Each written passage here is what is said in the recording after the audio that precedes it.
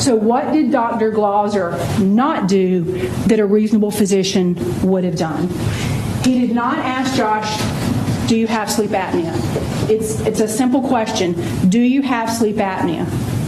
5 words, about 5 seconds to ask it. You get a yes or no answer, and then that informs the care plan that you come up with.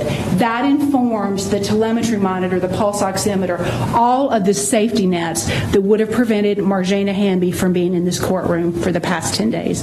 All of us from being in this courtroom for the past 10 days. He did not reach out to Marjana to ask her, does Josh have sleep apnea? And remember, when Josh went into the emergency room, he had acute pancreatitis. He was in so much pain that it was reported as a 10 out of 10. Dr. Glauser described him as writhing in pain, rolling side to side on the bed. Because it was COVID, Marjana had to drop him at the door. She was not allowed to go in and be his advocate. She was not allowed to go in and be his voice.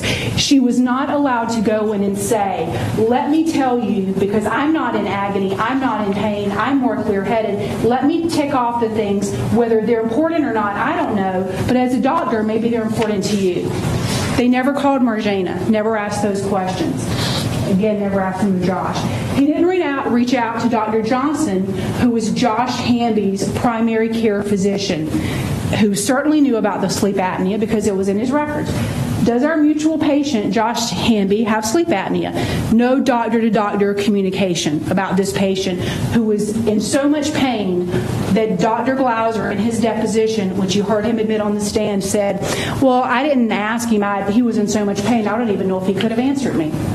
Well, if you didn't know if he could give you a straight answer about things because he was in so much pain, you go to the people who know him who are not in pain, and you ask them on his behalf. If he can't advocate for himself, you go to the people who can advocate for him. And he did not try to get Josh's prior medical records, just the paper copies, the electronic copies. Everything is electronic now. That document sleep apnea.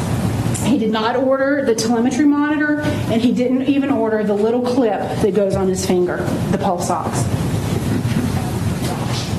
He did not do his job for Josh, and when he didn't do his job for Josh, he didn't do it for the Hamby family because they're the ones who are suffering here.